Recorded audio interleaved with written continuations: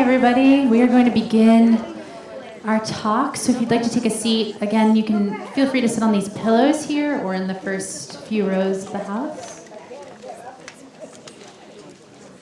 I am so excited to be here today with Anya, Lilian, and Sarah. You can read about their work in the stuffers in your programs, but just to give you a little bit of an overview of the work that they do. Anya Pearson, who is furthest from me, is a poet, producer, playwright, actor, and activist whose work primarily focuses on dissecting trauma and rape culture. As Sarah Bou-Rhodes, it works for Doctors Without Borders as a career manager for the Democratic Republic of Congo. And Lilian Ajayi-Ore is the founder and chief executive officer of the Global Connection for Women.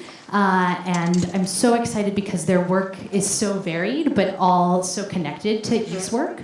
And so I'd love to start by talking to you about your reactions to seeing this play, and sort of from the perspective of the work that you respectively do, what resonated for you? Were there moments in the piece that stuck out to you that were particularly resonant given the work that you do?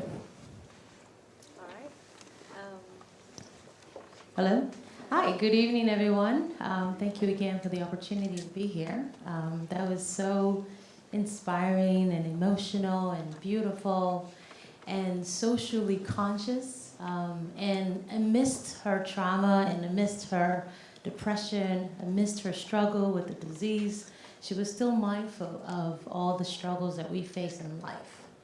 And for what we do at GC4W, which is Global Connection for Women, we try to create awareness on a lot of social issues, particularly violence against women. As you know, I don't know if you guys are familiar with statistics, but 1 in 5 women have experienced violence in some degree or some aspect of their life, whether it's through their family members, their boyfriends, their friends, their neighbors. And it's more prevalent in Africa, where I'm from. So I work very closely with the UN Women specifically, to create programs, create a safe environment where women can talk openly about violence against them. Thank you. And also very happy to be here tonight, and very thankful that I got to be here to see the play and speak with you both tonight. Just to explain a bit, as was mentioned, I work with Doctors Without Borders, which is a medical humanitarian organization. And I am currently a career manager, but previously I worked in the field, mostly doing human resources. So one of the first questions I often get is, are you a doctor? I'm not, unfortunately. I hired doctors who work with us in our field locations. And I was lucky enough to spend almost a year in Bukavu, where Eve mentioned that she was doing her work with City of Joy. Unfortunately, I never got to visit City of Joy. It was very separate from the work that we were doing, which was in the South Kivu province.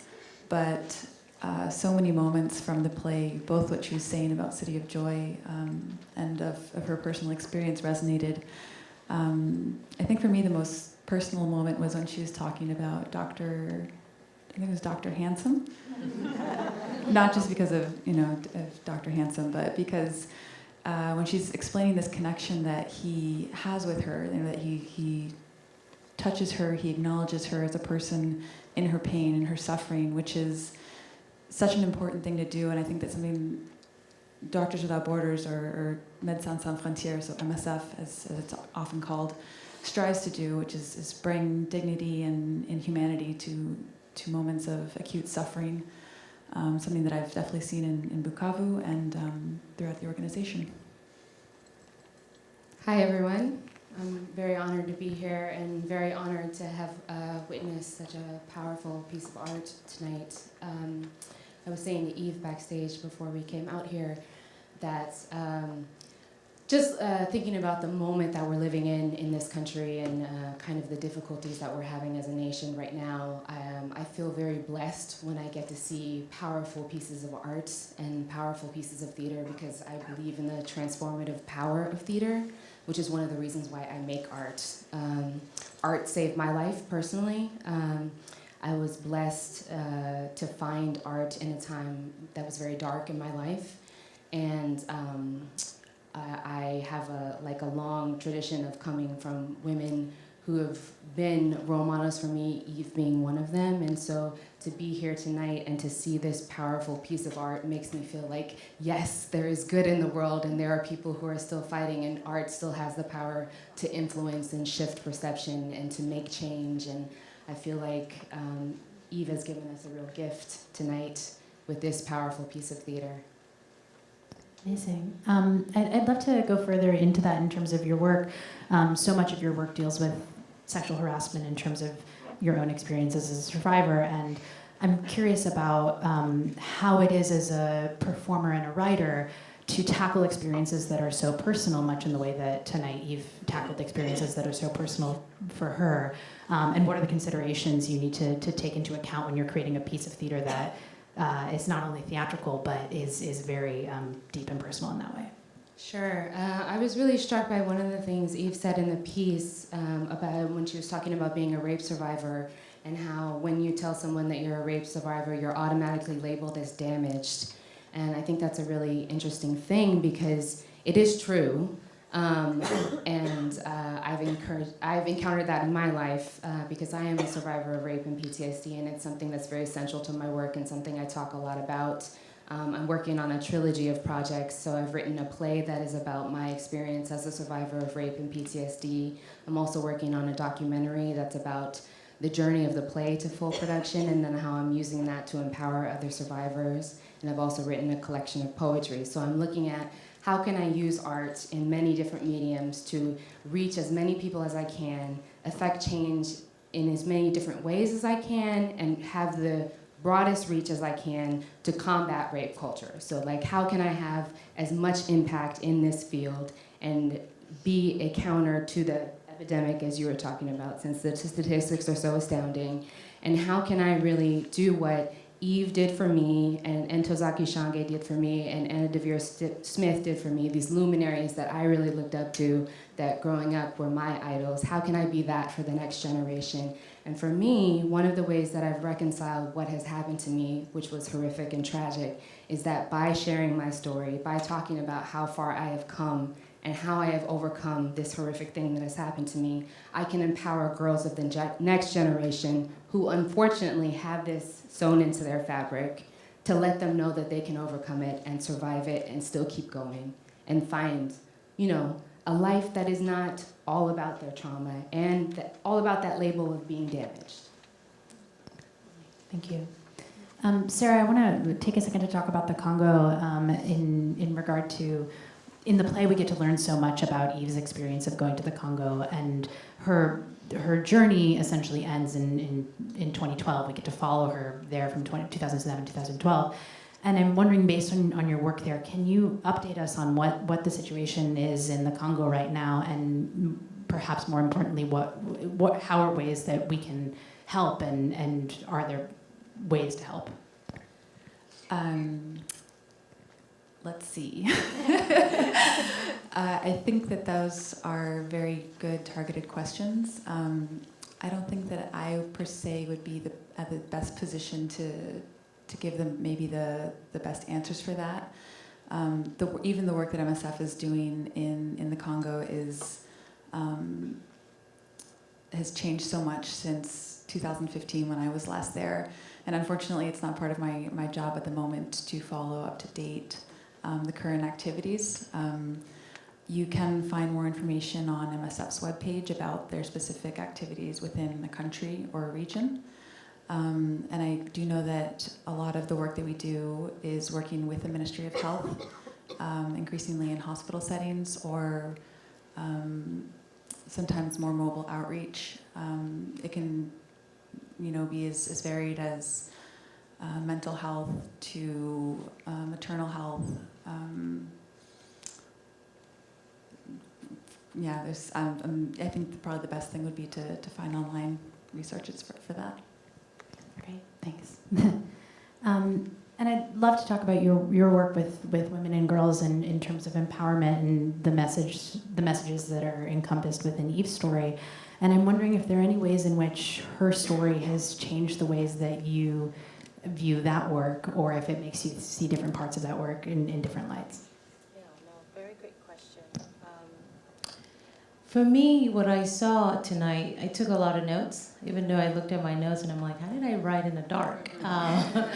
Pretty powerful trick. But I think, so one of the things that we had to do in addressing why is there so much violence against women, right? We had a conversation, I was part of the founding members of E for She campaign. I don't know if you guys are familiar with that campaign, but it's really getting men to say that they are a supporter of women. So I think, in the space and the time that we're in, it's all about information sharing, becoming stakeholders of the cause and trying to reverse all the damages that's been done already, and empowering women to speak up, because a lot of times, people who have experienced the things that you've gone through and that Eve has gone through, they don't come out and talk about it. It's embarrassing, it's something that you don't even want to accept that it happened to you. So a lot of what we do is, I worked with the UN Women, and we started the E for She campaign. And what we started to do is, and they set up a cause in universities. Now I think they're getting it down to high schoolers, and they've taken it now internationally, which is great. They're working with institutions, corporations. They're working with heads of states about it too. So we're pretty much creating an environment where people can openly talk about what's happening with them, where people can come forward and say, I am a supporter of women. And what we find is that areas in the world, especially in Africa, where it's not even 1 out of 5, it's actually 4 out of 5 times women are abused on a constant basis. And when the E for She campaign started, the beautiful paradigm of the campaign led a lot of African men who are neighbors to men who abuse their women to stand up to the abuser and say, stop touching your wife, it's wrong.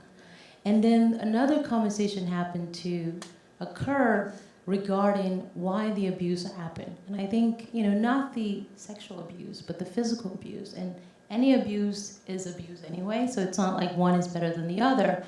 But one of the biggest reasons we realize is that we have to educate the men as well. A lot of the men, especially in Africa that we work with, talked about the fact that they feel like a failure because they can't support their family. So when their wife asks for money, they get very violent and they get frustrated, so they start to beat them up, and that's how that occurs. So working with organizations, governmental institutions to find some kind of subsidy. Is there any kind of provisional work that they can do? Is there any kind of subsidy we can provide the family so that they have income, they have food coming in? So the pressure is not on the man. And it is learned helplessness because they saw their father do it and their father's fathers do it. So it becomes a social norm. So there's a bigger conversation that's happening. And then there's a lot of activities around this he for she. So even if you were at some point an abuser, right, you can still rehab. Okay, we have to learn to forgive the abusers as well because it is learned helplessness. So what we've done is try to create programs to educate abusers, educate young boys too who are starting to abuse their siblings. We see a lot of that in India. A lot of the young boys, for whatever reason, feel the urge to beat their sisters up for whatever reason. And I think it's because we're in the space where, we're saying educate more girls. And so the dynamic in the household where if the girl was first and the boy was second, the boy feels like, okay, the attention and the money and the resources is going towards the daughter. So it's not being drawn onto me, so the violence occurred there. So from analyzing the issue of what's causing this violence, how can we correct and reverse it, we realize that there's a lot of social norms and family situations that leads to that. So the good news is that because of the spread of the E for She campaign, we've actually gotten a lot of people to stand up to abusers and then somehow reverse the spread of the abuse that's happening in the world. So that's something that I think we should all be happy about. Some of the things that I take away tonight is that, unfortunately, from watching the play, is that there is so much more issues in the world that we need to address, and that we just have to, all of us, I think, become stakeholders of certain causes. And it's not okay to just sit and watch a beautiful play with so much messaging and not be transformed by what it is that she put out there. So I think every one of us has we're global citizens, we're connected to these matters, and it doesn't become more apparent than now. It's not enough to just donate money. Find time to, maybe listen to your daughters or your brother or your sisters. Really find out what's going on in people's lives and be more of a stakeholder. And choose a cause that really speaks to your heart and help spread, the news about correcting all these issues that remains in the world. Thank you. That's wonderful. I want to open it up to questions from you. If you can speak loudly, just so that everybody can hear you. I will also just repeat the question into the mic before you answer, so that we can make sure everybody can hear.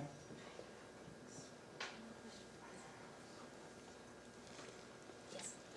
Well, I don't know if it's really a question. It's an observation that women have been abused since caveman times. You always see the picture of the caveman dragging his wife by the hair.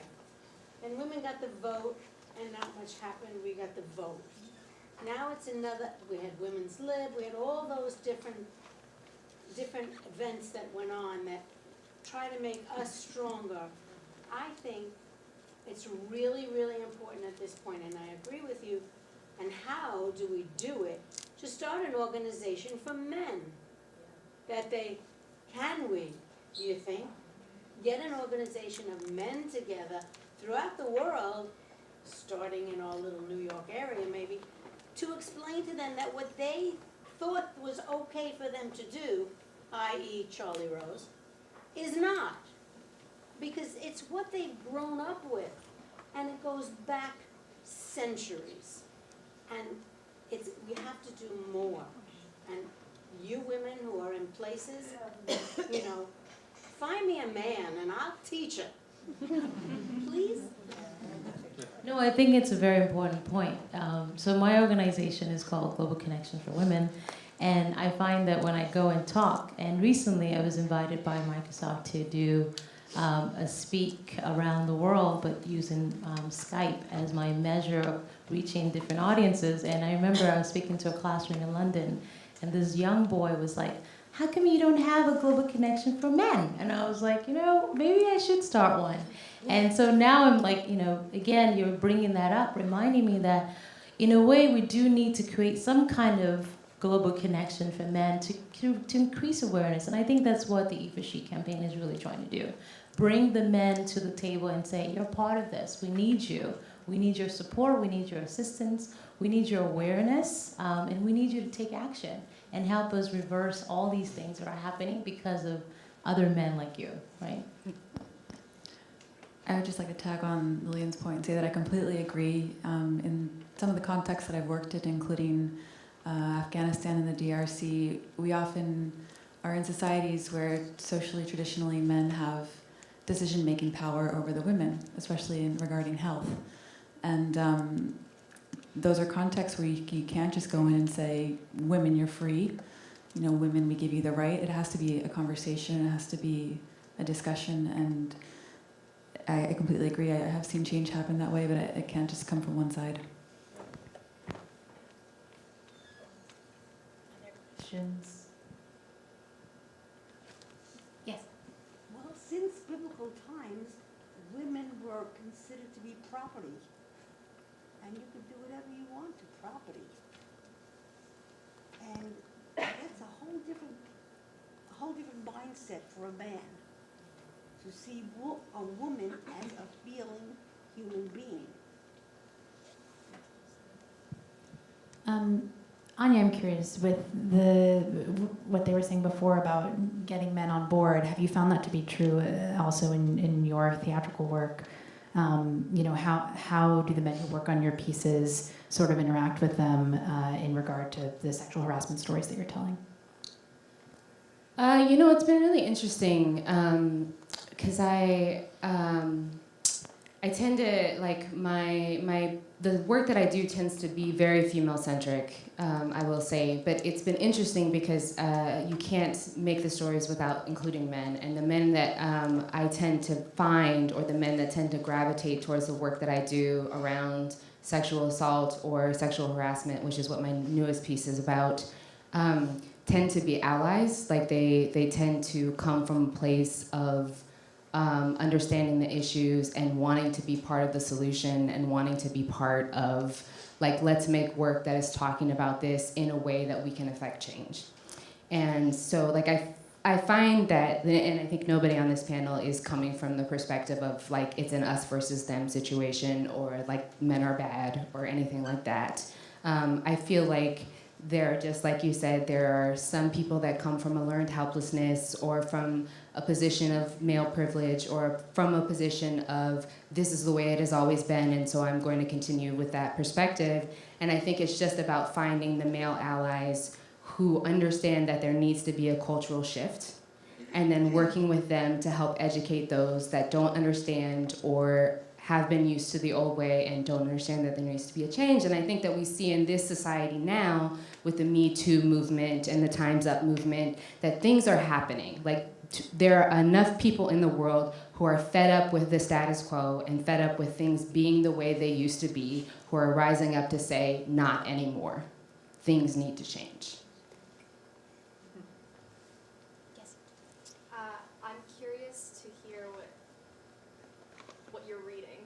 As stride making women, I just want to know what it is you're reading on your, because there is so much reading material on a day-to-day basis that sometimes I find it's difficult to find the focus on one thing, and I do think you need that escape into well, not even an escape. I guess it's just constant self-education. I just want to hear what you're reading.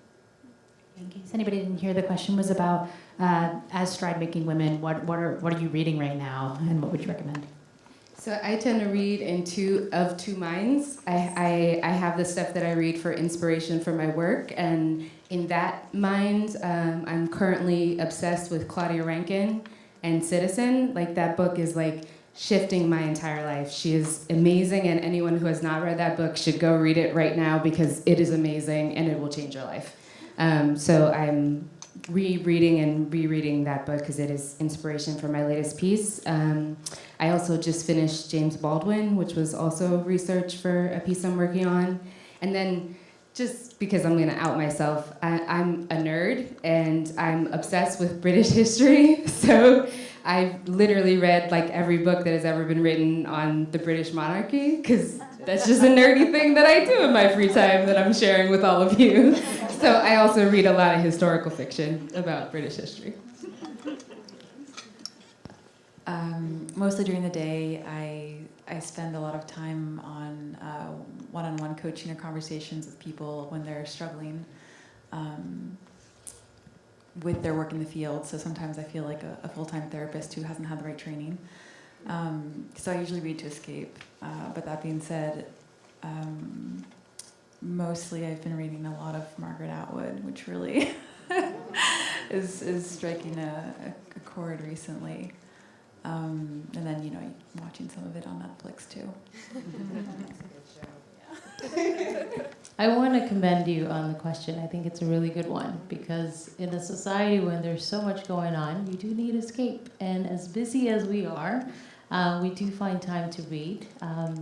For me, I read for two reasons. One, I'm a doctoral student at UPenn, and one of my guests is actually here. I saw her yesterday at school. I had to come from school here, and then I'm going to go back tonight. That's how much I love it here. I'm just kidding. But there's two things I'm doing. One, my research that I'm going to do as my dissertation is how do we produce more women leaders? So I'm reading a lot of book about transformational leadership. One particular one which I recommend, especially to the young people in the audience, and some of the people in between ages as well, is Primal Leader. It's by Annie McPhee. And Annie is actually the director of my program. And it talks about transformative leadership is kind of being a leader that transforms people by your actions, by your attitude. Definitely Eve is a transformative leader, for sure. And it's a kind of story that inspires you to do more than you think you're doing a lot. Like, I think as a leader of my organization and for what I do, I think I'm leading, but I don't think I'm doing enough. And the book actually tells you specifically how you can manage your time and lead better. So that's something I'm reading, and then obviously reading for my research paper, which I can't wait to publish the book. And we have more leaders in the world, because I think what's happening is women need to learn how to speak up and really resist certain things from happening. I kind of imagine Eve actually stepping up and telling her dad to stop. You know, like how powerful that would have been. It would have been nice if she had the support of her mom, but again, my research is going to talk about what are the environments in which we can produce more leadership in women. And when I talk about leaders, I'm not talking about CEOs or things like that. I'm saying be a leader of your own body, of your own life, of your own destiny, and be able to transform lives that you are a part of, and people that you talk to, whatever causes you're about. I want to thank you all so much for being here, and all of you for your questions and everything. This series goes on through the end of the run, and you can check out the audio online of all the other talks as well. So thank you and have a wonderful night. Thank you.